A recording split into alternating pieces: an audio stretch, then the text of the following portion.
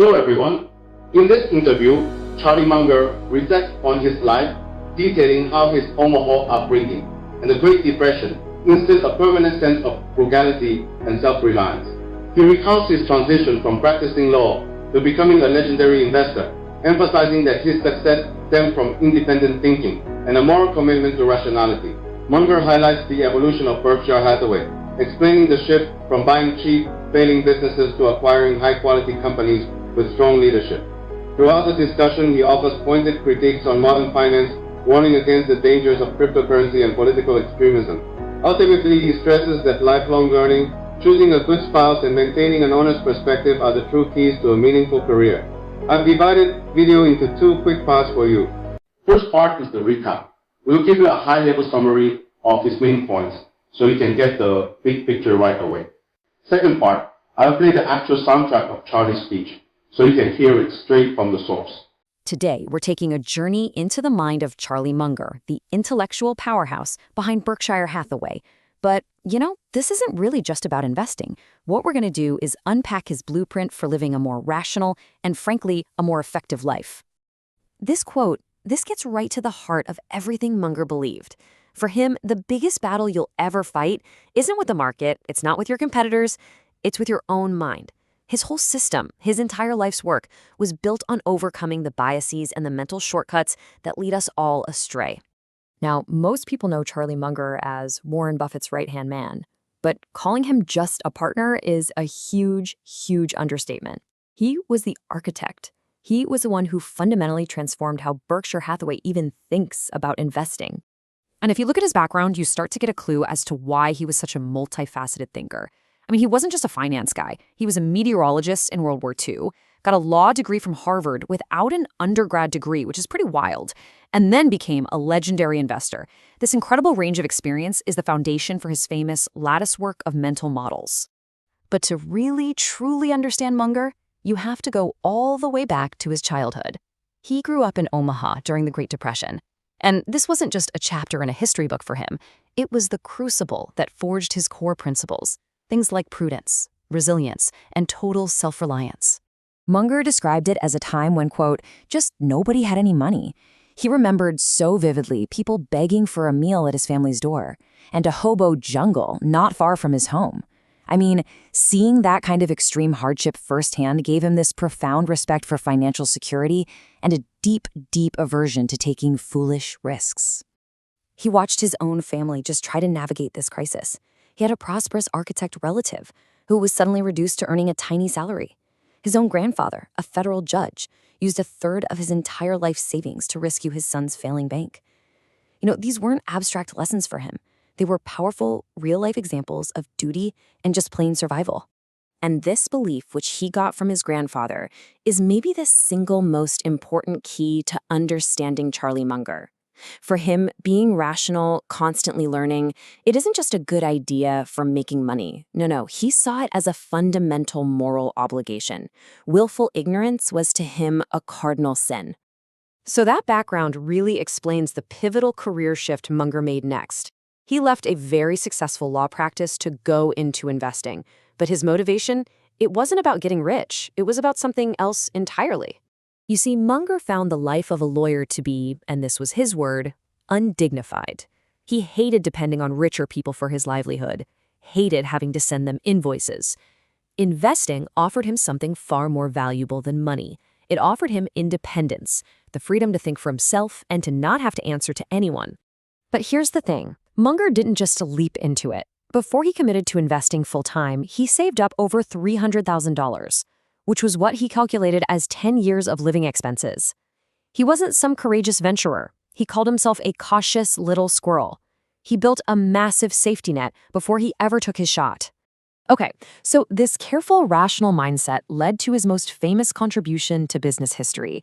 He fundamentally changed Berkshire Hathaway's entire investment philosophy. He took Warren Buffett's early strategy and just completely evolved it. So initially, Buffett was a devout follower of his mentor, Ben Graham, and he was using what they called the cigar butt approach. The idea was to buy these terrible, dying businesses just because they were selling for less than they were worth in liquidation. It's like you'd find this metaphorical cigar butt on the ground, and you'd pick it up for one last free puff. It was profitable for sure, but Munger saw a huge problem with it. Munger's big insight was that you just can't scale a business by constantly buying and then liquidating failing companies. Plus, it's a pretty unpleasant way to live. His revolutionary idea was simple but profound. Stop buying fair companies at a wonderful price and start buying wonderful companies at a fair price. And that shift, that one idea, became the secret sauce of Berkshire's incredible success. Part of this whole philosophy was really about mindset. Munger always stressed how important it was to think like an owner, someone who has skin in the game, rather than a careerist who's just trying to climb the corporate ladder. He'd point to the old General Motors, run by careerists who, in his view, were in total denial and drove the mightiest company in the world straight into bankruptcy because they weren't thinking like true owners. Munger's thinking, as you can probably tell, goes way beyond investing. It's built on what he calls a latticework of mental models, basically taking the big ideas from all these different disciplines, like psychology, physics, and history, and using them together to understand the world. Let's look at a couple of quick examples of how this works. Okay, so take his view on Bitcoin. He does not mince words. He calls it total insanity. For him, it represents the lure of easy wealth without work, which he said is the last thing on earth you should think about. His advice is simple. Identify things that are beneath you or are just plain crazy and then avoid them like the plague. He also loved to challenge conventional wisdom, even from the greatest thinkers in history. So let me ask you, according to Charlie Munger, what was Adam Smith's single worst mistake? Well, Munger argued that Smith, for all his genius on markets, completely missed the exponential power of technology.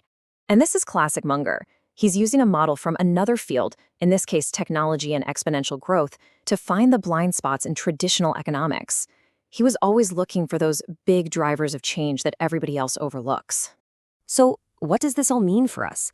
Let's try to distill Munger's decades of wisdom into a practical blueprint for a successful and, maybe more importantly, a contented life. And his advice is so practical. First, choose your spouse wisely. He called it the most important decision you'll ever make. Second, just keep plugging away. Have discipline, get up every day, and keep at it. Third, set achievable goals.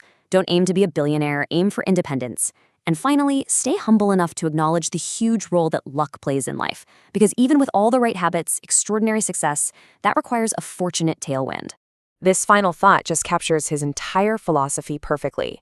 He didn't chase wealth for its own sake. He chased freedom. The immense riches were just the byproduct of a rational life well lived. And that's a powerful reminder, isn't it? That the goal we aim for, it ultimately determines the life we get. Charlie was born in Omaha, Nebraska, January 1st, 1924. He graduated from Omaha Central High School in 41, attended the University of Michigan for 1 year, and Caltech for a year, I believe, as well, under the Air Force auspices. He served as a second lieutenant, as a meteorologist in the Air Force in World War II. He received a JD degree, magna cum laude, from Harvard Law School without having an undergrad degree. He practiced law in Los Angeles from 1948 to 65, and during that time he helped found incredibly successful a law firm called Munger, Tolles & Olson. Since 65, he's been engaged in a variety of businesses, and after 1975, primarily as officer and director of Berkshire Hathaway. Charlie is the vice chairman of Berkshire Hathaway under Warren Buffett, and he's the chairman of the Daily Journal Corporation. The public companies of which he's a director are Berkshire Hathaway, the Daily Journal, and Costco Wholesale Company. Mr. Munger became a trustee of the Good Samaritan Hospital in '79 and served as the chairman since November 1987. He was a trustee and chief financial officer of Planned Parenthood Los Angeles from 1967 to 1993, and he's the founder and president of the Alfred C. Munger Foundation. He is the author of Poor Charlie's Almanac, which I think is a must-read for anybody who wants to be in business. So please welcome Charlie and Scott.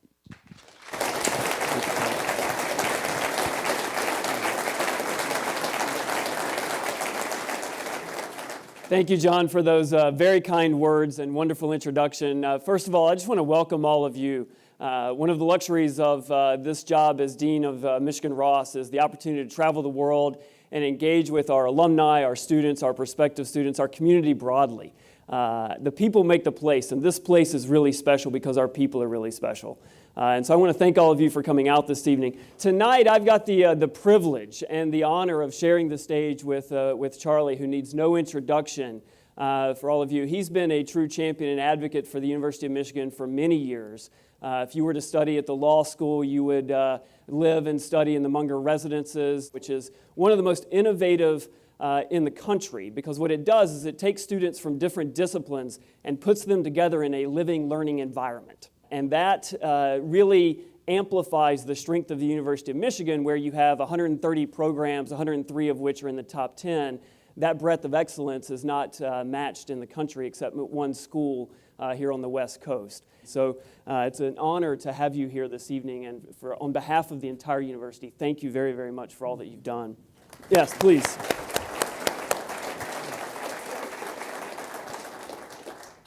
So Charlie, as I was on the flight over this morning, I was thinking about and preparing for our conversation this evening, and as I went through my notes, I realized that we share an admiration for a historical figure in Ben Franklin. Absolutely. And Ben once quoted that there are two things that you can do in life. You can write something that's worth reading, or you can do something that's worth writing about. And you've done both of those. Oh, but not like Franklin. And so a couple hours ago, I went on Amazon Books and I just typed in Charlie Munger in the search field. And over 100 books have been written about Charlie. And my favorite title was The Tao of Charlie Munger, which is pretty interesting.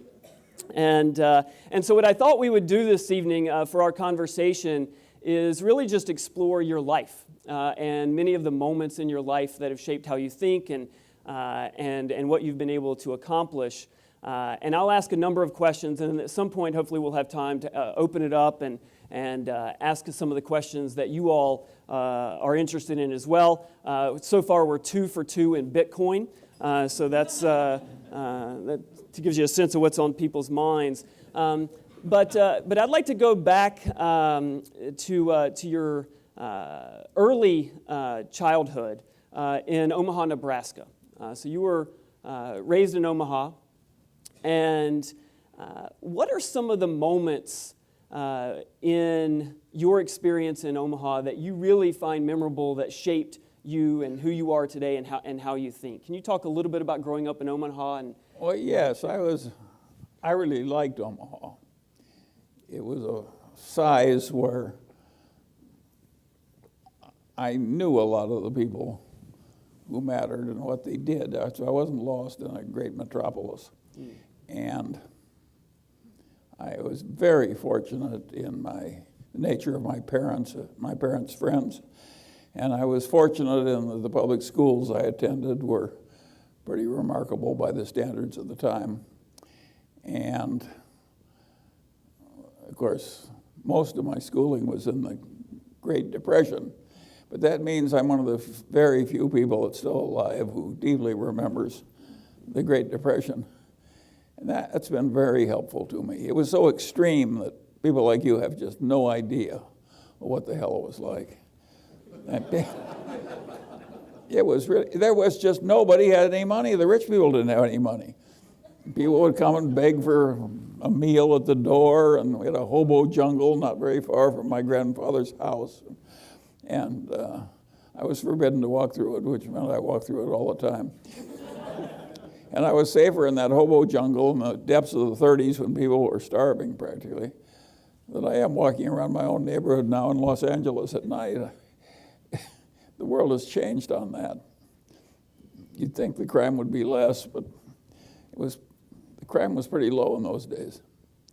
So at any rate, I had a very unusual bunch of experience to go through civilization in various phases, including the greatest recession.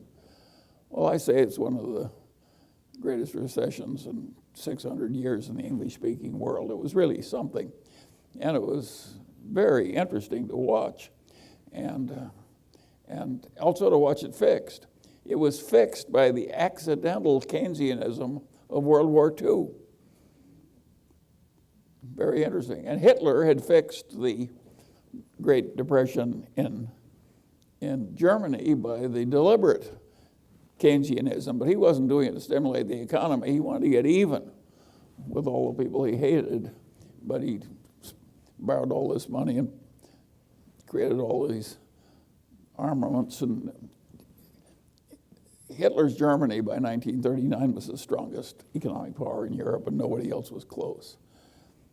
So, and you wouldn't understand that as well as I do if you hadn't lived through it. You just could see the place gaining traction. More and more and more and more, and pretty soon it was fixed. And of course, that was, in those days there were all kinds of people, most of my family, for they believed in hard money based on gold and not much welfare and so on and so on, so that I was raised among fairly backward people by modern standards. But they were backward in kind of a self-reliant way that I think was helpful. I've never regretted that I wasn't raised in a more liberal establishment. I had a liberal aunt. She was really my mother's cousin, but she was the second lady dean at the University of Chicago, and she'd done her thesis on the conditions in the coal mines, and of course she was a screaming leftist. I would be a screaming leftist if I observed the way the coal miners of yesteryear were treated. You couldn't be a human being with any decency in you without feeling that it was deeply improper to have the misery that great and have it manipulated for the benefit of the mine owners and so forth. But she sent me all these left-wing books, one every Christmas, and I always thought she was a little nuts. Which shows that if sometimes the very vivid extreme evidence misleads you on the deeper reality, you've got to be a guard on that, against that all your life. In fact, the whole trick in life is to get so that your own brain doesn't mislead you. And I have found that just a lifelong fun game. And I can't remember a time I wasn't doing it. I was not a prodigy or anything like that, but I was a prodigy in having adult interests. I was interested in what worked and what didn't and why. And I could see that very eminent people that I loved and revered were nuts in some ways, and I would decide, well, I certainly like Dr. Davis, but he's a little nutty in one way, and I'm not going to be like that. And so I was very judgmental, and I think that helped me. And also helped me that I kept changing my judgments as I learned more and more facts came in. And that created lifelong habits that were very, very useful. Another thing that I think really helped me is, particularly on my father's side of the family, my paternal grandfather was the only federal judge in Lincoln, Nebraska, the capital city of Nebraska. And he'd been there forever, and he stayed there forever after that. I think when he left, he was the longest-serving federal judge in the country. And he was a brilliant man, and he'd risen from nothing.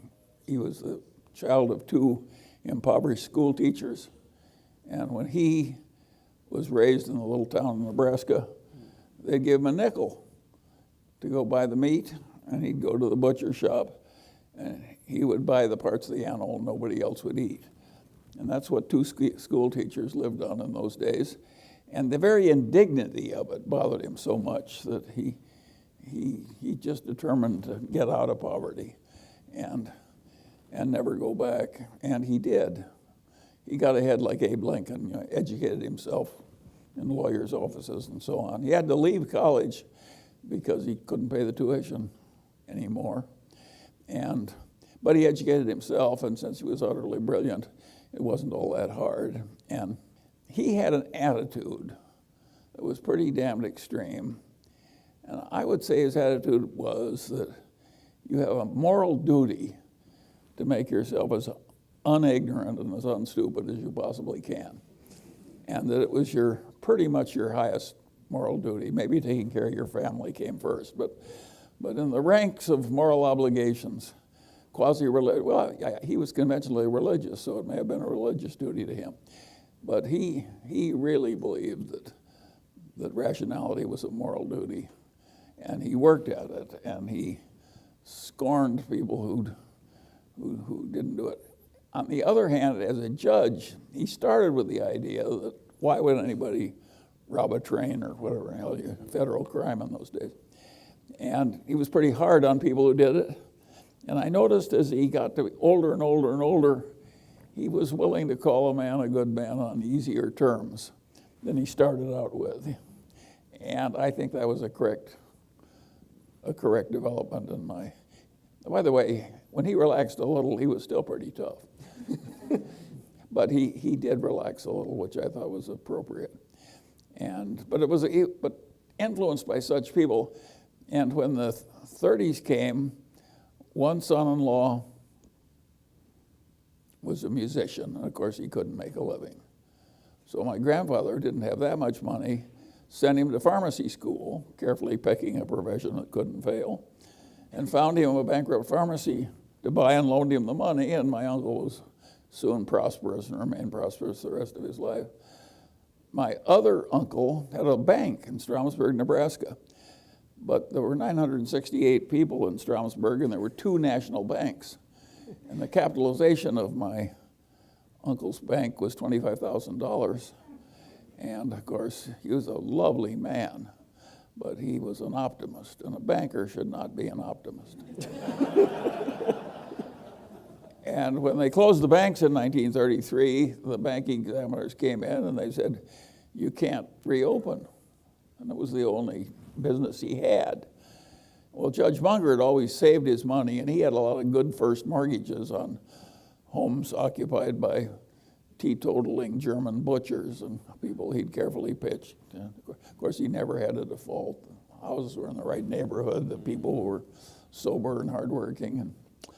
And so what my grandfather did is take a third of his good mortgages, which is all he had, and put them into the bank and took all the lousy assets out of the bank.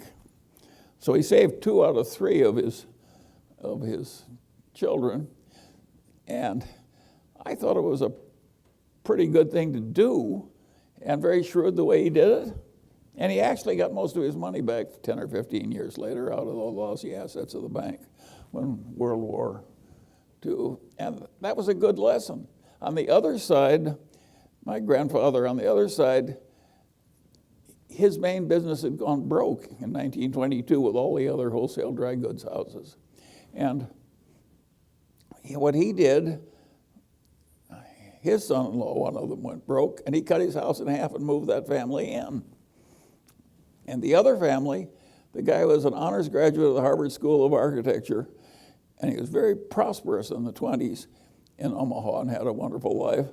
And the 30s came, the total building permits in Omaha would sometimes be $25,000 a month, and that was for furnace repairs or something.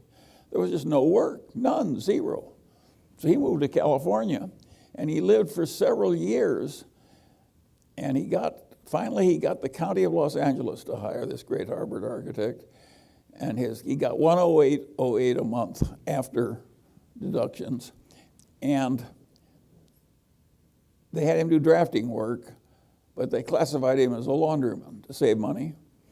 And he could actually rent a house for $25 and feed himself and drive an old car. Well, he could live on $109 a month. Amazing how poor everybody was. And what happened to that grandfather is along came the FHA, and they had a competitive civil service examination. And he was a very brilliant man. Of course, he was first in the exam, and that made him the chief architect for the FHA in Los Angeles, where he spent the rest of his life. But I watched all this family coping with all this difficulty. And I'll say this, it sounds awful, but they weren't all that unhappy. You can cope pretty well because you get used to it. That's a nice thing about the human condition.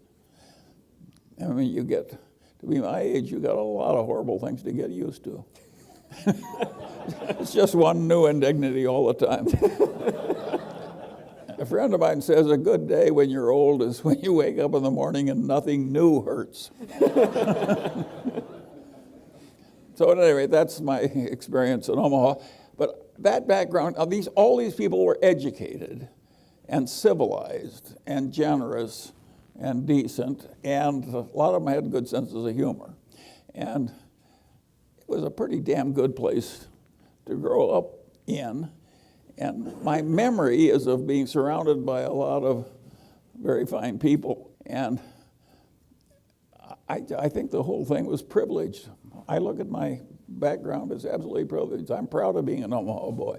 Yeah. I sometimes use the old saying, they got the boy out of Omaha, but they never got Omaha out of the boy. And so that, all those old-fashioned values, family comes first, be in a position so you can help others when troubles come, prudent, sensible, moral duty to be reasonable, more important than anything else, more important than being rich, more important than being important. An absolute moral duty, because none of my intelligent relatives suffered terribly because they didn't advance higher. Right. Yeah, I mean, one of the things I'm fascinated by is, I mean, this was in the 20s and 30s, and the level of detail that you recall about their experiences and how that's shaping your experiences now. Well, I'm trying to give people a flavor of something that nobody else can remember. Yeah, I mean, you're a student of the people that you're experiencing. So you grow up in Omaha, Nebraska. You find yourself in Ann Arbor, Michigan. How does that happen? Very simple. I wanted to go to Stanford. And my father said to me, Charlie, I was the only son, two sisters.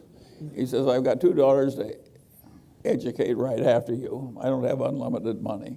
He says, I will send you to Stanford if it really means a great deal to you. But I'd rather you pick a university in the Midwest much better than mine, which was the University of Nebraska. And that was obviously going to be Michigan. And what was I going to say? Well, screw you, send me to Stanford. Well, I didn't say that. I went to Michigan. So you come to Michigan. I have never regretted that at all. Absolutely. At Stanford, people came to Stanford in the 30s with their string of polo ponies. And it was a very upscale fraternity, sorority culture. Mm. I used to call it the coeducational Princeton of the West.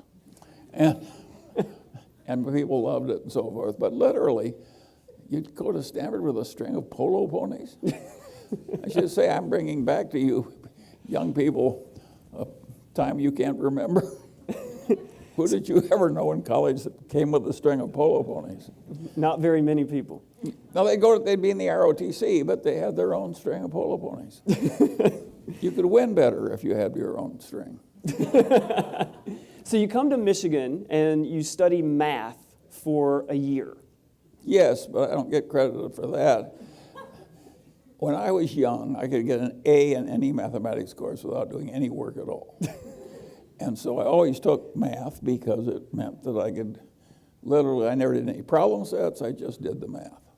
And so I should not get credit as some budding mathematician. I was choosing what for me was the easiest way to think about what I wanted to do instead of what somebody else wanted me to do. Well, come to find out, it ended up being a subject that has, I think, paid some dividends. Oh, hugely. Yeah.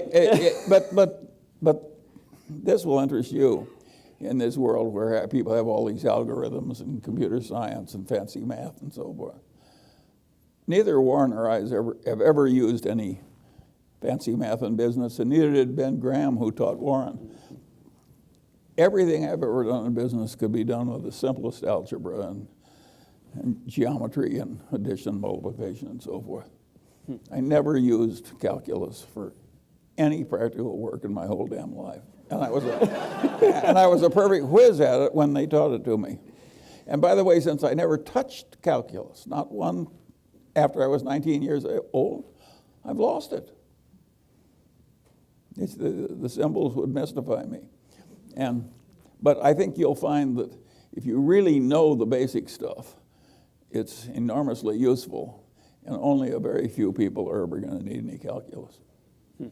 So you study math at Michigan, then the war comes calling. Yes. You move to California, and you study meteorology. Well, that was because I was too dumb to do what I should have done. With my background. I should have gone to the Naval ROTC because I hated infantry ROTC, which I'd done 4 years of in high school, rising to be second lieutenant, which is a very low rank.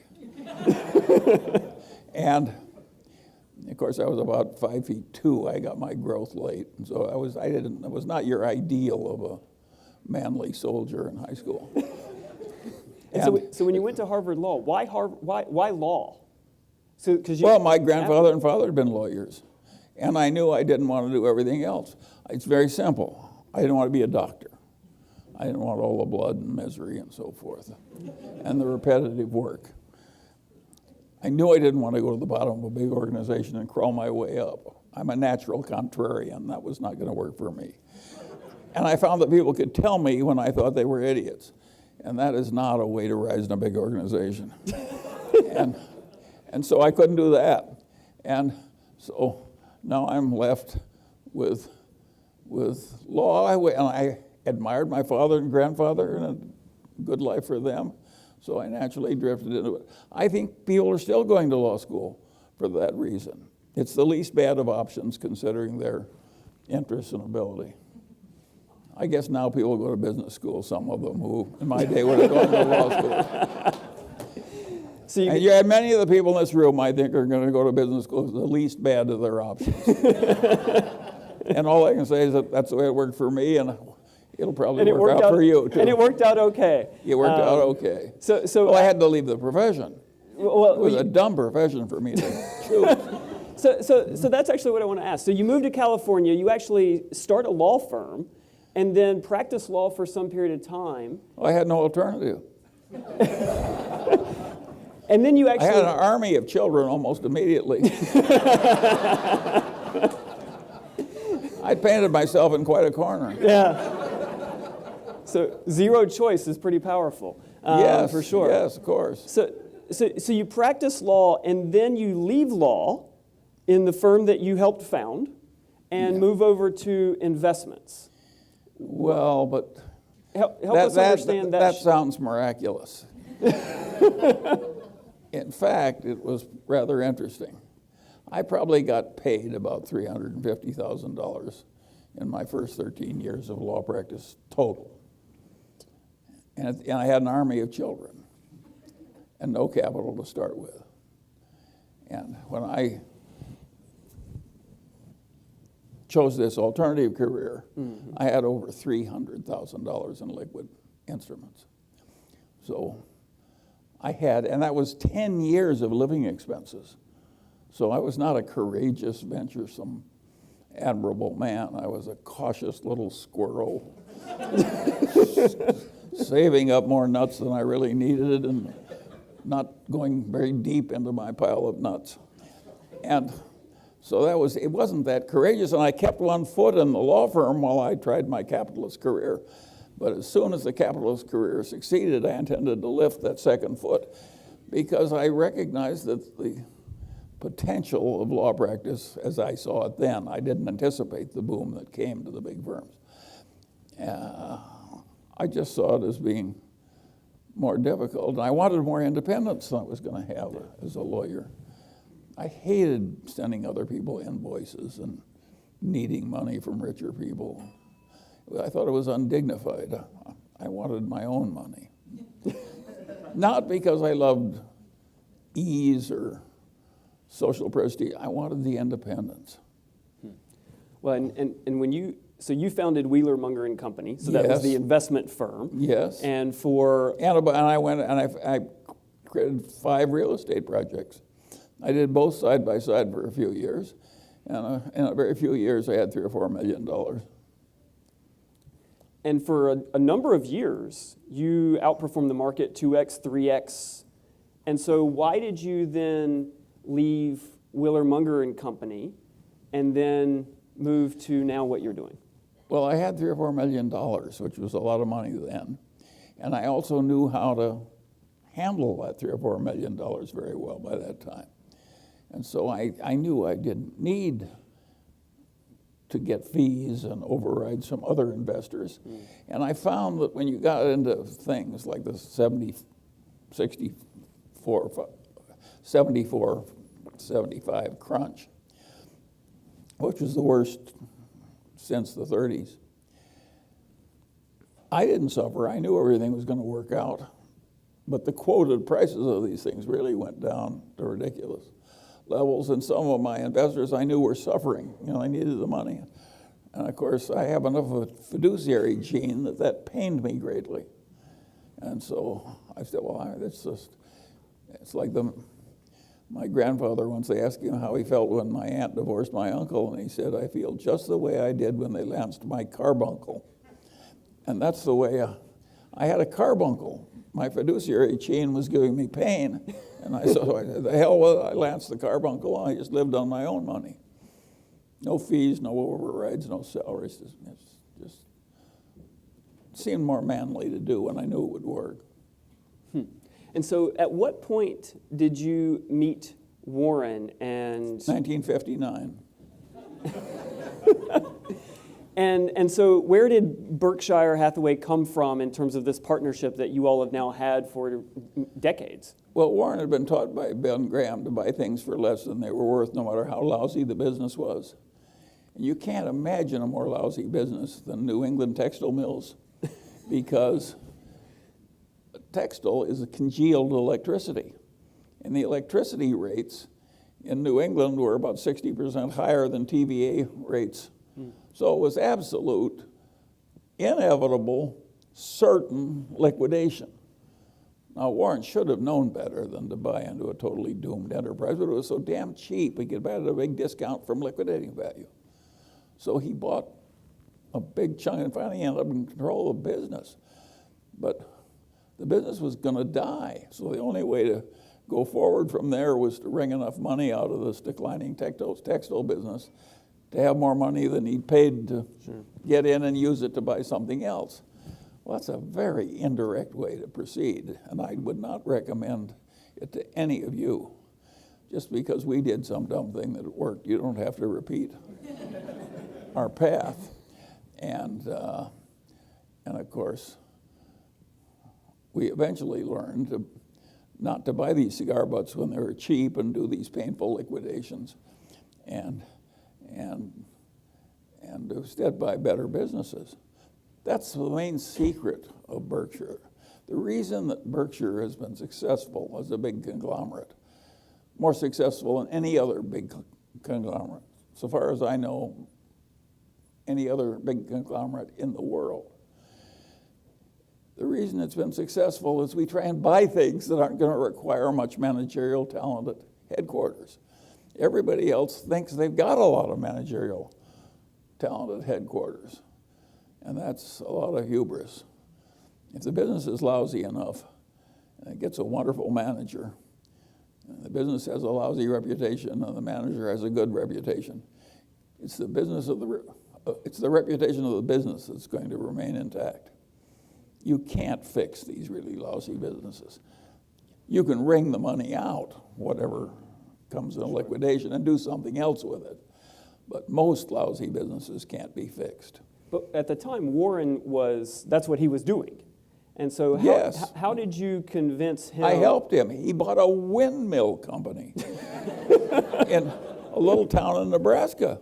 And Warren didn't know anything about running a windmill company. He bought it because it was cheap. And he said, what do you do? Why can't you fix my windmill company? Who can you get to help me? I said, I've got just the man for you. And so one of my old colleagues from a transformer business who was an accountant, I said, he will fix your windmill company. And Warren was desperate. He just hired him on the spot. And Harry walked in the first day in this little town, this big collection of windmills and so forth. And a whistle blew, and the whole plant stopped for 15 minutes. And he said, what the hell is this? And he said, well, it's respect for the town. When anybody has a funeral, we blow this whistle and stop for 15 minutes. And Harry said, that'll be the last time. And he just approached everything that way. And of course, another thing he did is he cut away all the fat that he didn't need, and then he found there were certain parts where we were the sole supply. And he raised all the price of those parts. You can see what a business genius we are. So how did you convince Warren to stop buying the bad apples and start buying the good apples? I think Warren, he gives me credit for that. He was going to learn it anyway. He just made so much money in this other stuff, and he'd been taught it by Ben Graham. Sure. It was hard for him to quit when he was just coining money. But he saw the point. And, well, you couldn't scale that business. And it was kind of scroungy and unpleasant, and you're firing people. Who in the hell wants to do that? So we just wrung the money out and bought better businesses. And we've been doing it ever since.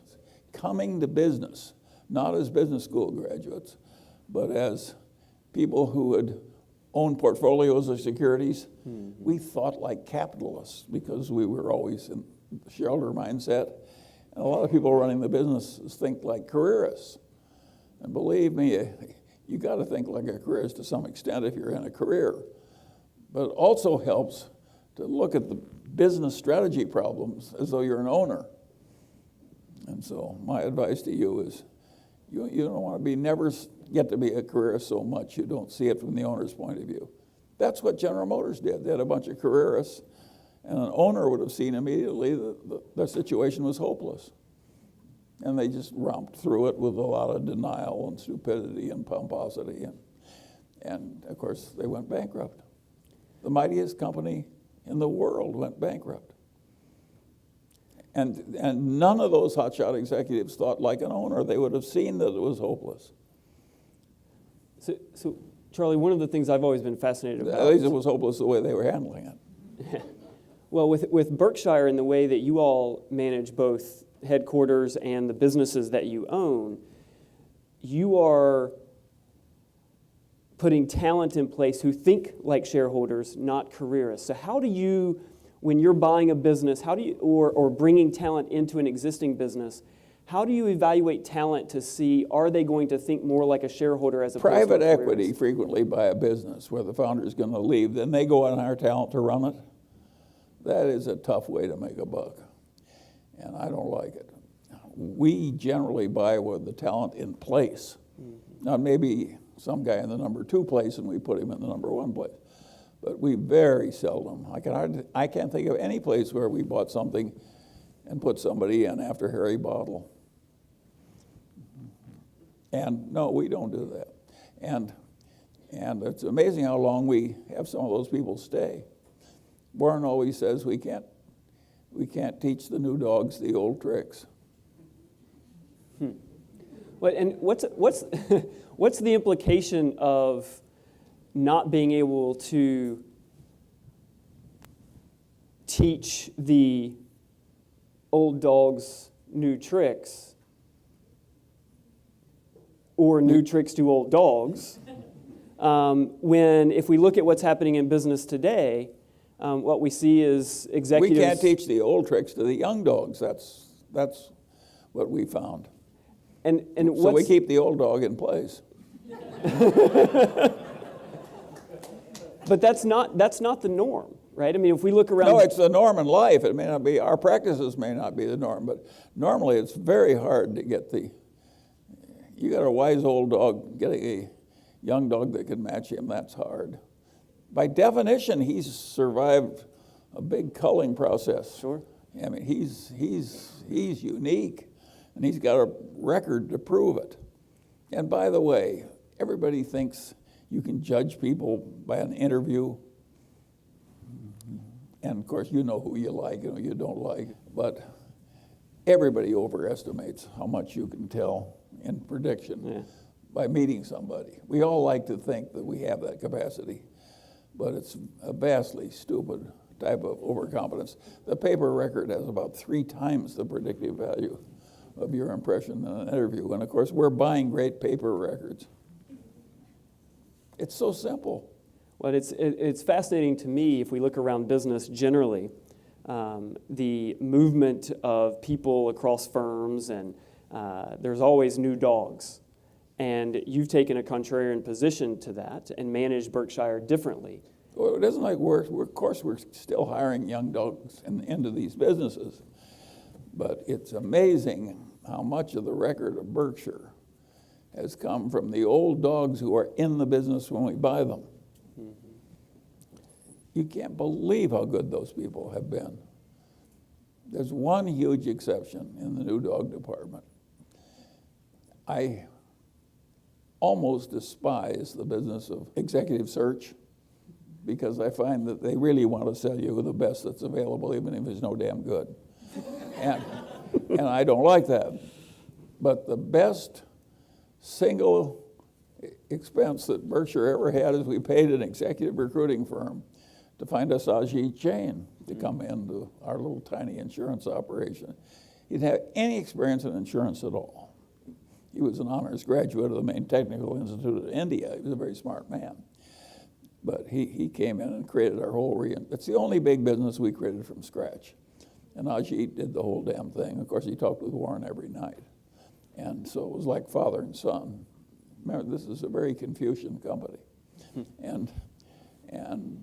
But that was unbelievable. So we hired an executive recruiter. He brings us an Indian that has no experience at all in insurance. He talks with an old man every night, and it's now by far the biggest reinsurance business in the world. And it's been a gold mine. There's at least $60 billion in Berkshire of net worth that Ajit has created that we would not have created without him. Wow. And the value is way more than $60 billion. I mean, there's that much an extra just liquid net worth, but the value of the business is way more than $60 billion. Wow. So Charlie, I'm gonna turn to a few questions from the audience as we start to wrap up. Probably half my questions here are about Bitcoin and cryptocurrency. Well, I can answer those very quickly.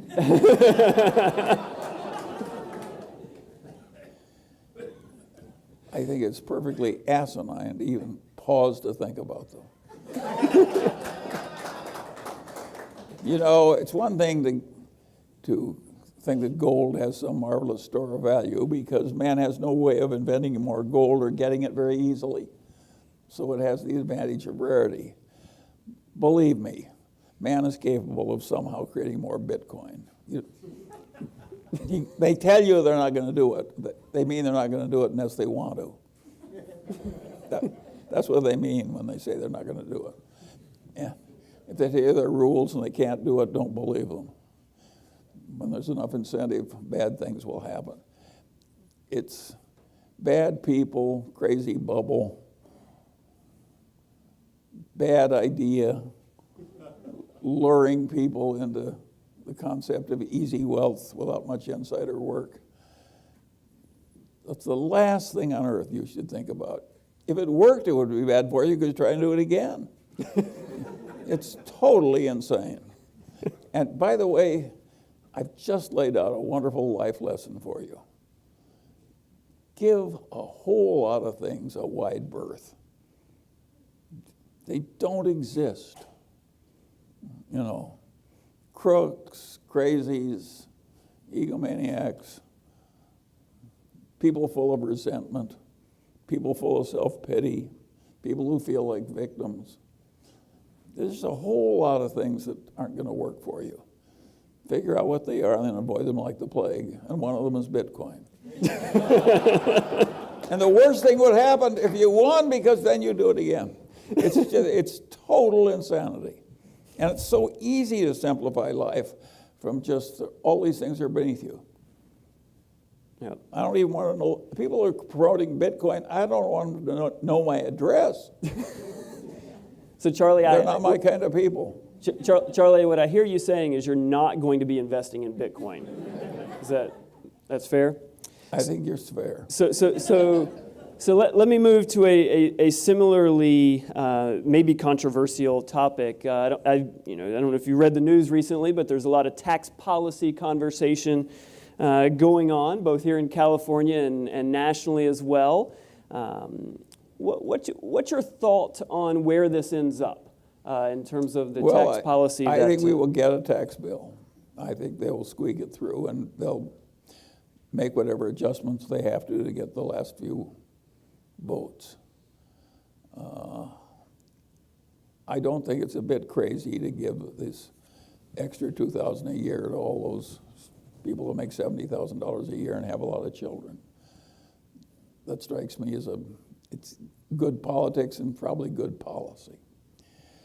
I also do not think it is crazy to reduce the corporate income tax on the C corporation.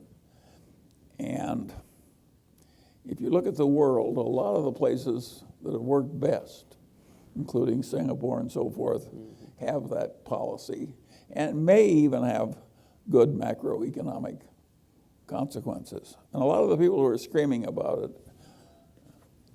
and are so sure it won't work, they may not be right. It may actually work pretty well. It causes the capital values of the companies to come up, and there's a wealth effect from the increased market value of all the companies. Everybody recognizes there's an effect, but some people say it's small and some people say it's going to be large.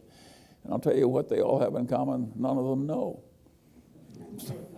It is not totally inconceivable that it will work pretty well. And with so much of the world doing well with similar tax policy, and of course, the Democrats go berserk on this subject. But I think they're wrong. It may actually help them. Yeah, so I'm not sure it'll work. It may not, but it's not totally crazy. Well, it reminds me of a piece of advice that you've offered and given to me, which is, people often have a point of view, and the danger in having that point of view is you start to assume with certainty that you're right. Absolutely, totally crazy. And I think what your point of view is you need to have a point of view. Just a minute. Here's a very important subject I've been thinking about all my life. You asked for my opinion. Yes. I don't really know how well it's going to work. I don't think anybody else does either. I think it'll work to some extent, but how much, I don't know. Now, is it unfair? Well, the corporations are by and large owned by a bunch of charitable endowments and by a bunch of pension plans, and the whole world is going into a world where they're trying to have the business interests of the company support their huge pension obligations that get bigger all the time. China is trying to do exactly what the Republicans are. China wants to have the main businesses in China owned more by the pension plans and the stocks to do well. I don't think China's crazy to have that. I don't think the Republicans are crazy either. It could work pretty well. And it's not just some evil thing that people are cooking up. It's a disagreement between people. And both sides who have violent hatreds and contempt for the other side, they're wrong. It's a disagreement on policy that ought to be civilized. When I see Congress on my television set and the degree of hatred they have, utter contempt, I mean, really serious, way more than is usual. Mm-hmm. It's evil to hate that much. It's a mistake to hate that much. That much hatred will turn. It's always been true. As anger comes in, reason leaves. It's a truism. So do you want to adopt a political point of view where you're angry all the time? If you do, welcome to the house of misery. And pretty low worldly achievement to boot. Yeah. So if that's what you want, you've just found out how to do it. Behave like those people you see on television. Well, the other thing that's in both parties, by the way. Yeah. The other thing that's true, going back to one of your earlier comments, is the difference between a careerist mindset and a service or shareholder mindset, where in politics we have the emergence of a careerist mindset that is shaping how people behave because they're trying to survive. Not only that, they have a group think. Just as the Moonies go crazy because they hang around together, so do our politicians. Yeah. And do you want to go crazy? Is that what your ambition in life? You start with some advantage. Just make yourself a violently believing politician on either side, you'll turn your brain into cabbage. You only got one brain. Why would you want to turn it into cabbage? So, Charlie, I've got a question here. What's the new amazing technology that you're most excited about? Well, I tend to get not to get very excited about. I think that technology changes the world, and that reminds me of a thing. If I ask you what was the worst single mistake in the work of Adam Smith, I know I'd get I don't see everybody big eyes lighting up. The biggest mistake in the work of Adam Smith, he was totally right about markets and so on, and the advantages of trade, division of labor, and so forth. What he missed was how much the steady advance of technology would advance wealth and standards of living. He, in the 1700s, was living not too much differently from the way they lived in the Roman Empire, and he just missed it. And there, in fact, had been huge improvements in technology, but he just missed it. He wasn't very technically minded, and it was really stupid. And now I'll ask you a harder question. What was the worst mistake David Ricardo made? I'll bet the dean can't answer this question. I'm not going to ask you to try. I'll tell you the answer. David Ricardo he got the first order consequences of trade perfectly right. And it was not an obvious insight, and it was a great achievement, but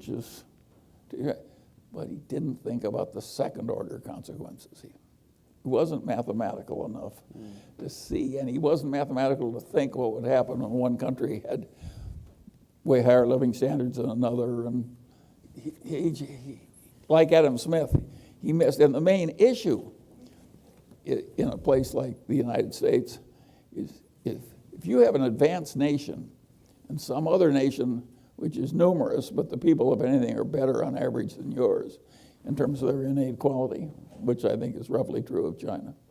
And they're in poverty. They're living in caves, and they're caught in a Malthusian trap. And you got an advanced economy, and you suddenly go into free trade. What is going to happen is, Ricardo proved it, both sides are going to live better, right? But the people here that are assimilating all the great economies of the world in China, they're going to go up way faster. So you go up 2% a year, and they go up 12%. And pretty soon they're the dominant nation in the world, and you aren't. Well, are you really better off? Well, the answer is no, and Ricardo never figured out any of that stuff. So I'm telling you that so that you can fix your inadequate knowledge of Ricardo. But one of the interesting problems of that is you can't understand Ricardo properly in thinking about the United States vis-a-vis free trade with China without thinking about the tragedy of the commons. Because if we had the only nation in the world, except for China, we could say we won't trade with them, we'll just leave them in their damned agricultural poverty, and we'll just, and we could probably have done that. But with the whole rest of the world we'll trade with, they're going to rise anyway. So we don't have any power to hold back the rise of China by not trading with them. So we had to do what we did. And once you do that, now they're going to be a greater power than we are. And the two of us are going to be big enough so we can accomplish pretty nearly anything we both want to do. So we have to be friendly with China. So you can imagine how I like Donald Trump complaining about the Chinese.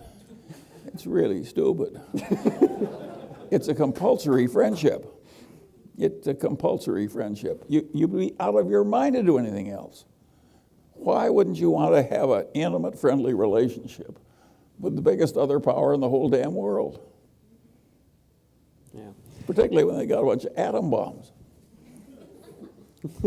It's just nutty. We have no alternative but to do this. And when that happens, you're going to get a certain amount of misery at the people who are competing with the Chinese as they rise from poverty with trade and so forth. That was inevitable. It's not the fault of a bunch of evil Republicans who don't love the poor. Yeah. That is just total balderdash. It just happened. And we didn't have all these choices. So Charlie, in wrapping up, we've got, I don't know, roughly 250, 300 people in the room tonight.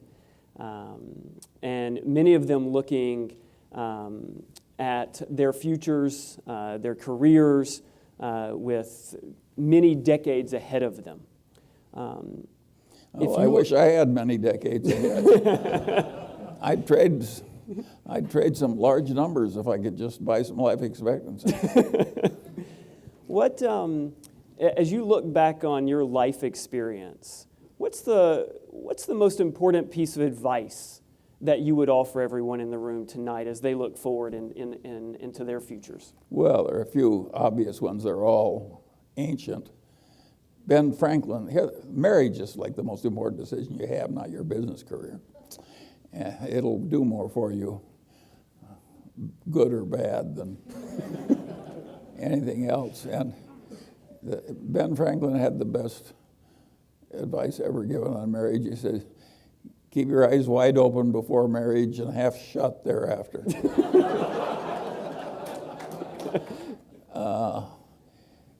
It's amazing how if you just get up every morning and keep plugging and have some discipline and keep learning, and it's amazing how it works out okay.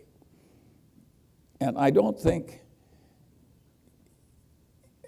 it's wise to have an ambition to be president of the United States or a billionaire or something like that, because the odds are too much against you. Much better to aim low. I did not intend to get rich. I wanted to get independent. I just overshot. And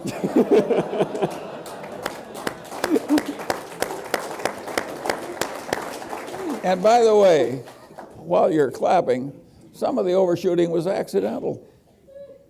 There's a big, you can be very deserving and very intelligent and very disciplined, but there's also a factor of luck that comes into this thing. And the people who get the outcomes that seem extraordinary, they're the people who have discipline and intelligence and good virtue, plus a hell of a lot of luck. Why wouldn't the world work like that? So you shouldn't give credit for the unusual. A lot of the people, a friend of mine said about a colleague of his in his fraternity, he says, old George was a duck sitting on a pond and they raised the level of the pond. There are a lot of people that just luck into the right place and rise, and there are a lot of very eminent people who have many advantages, and they've got one little flaw or one bit of bad luck, and they're mired in misery all their lives. But that makes it interesting to have all this variation. Well, Charlie, on behalf of everyone here, thank you. Your wisdom. I often say, as an educational institution, we not only can provide people with knowledge, but the most important thing we can do is give them wisdom and judgment. And your comments, I know for me, and I expect for everyone in this room tonight, have added to our wisdom and our judgment, and also inspiring at the same time. Thank you very much.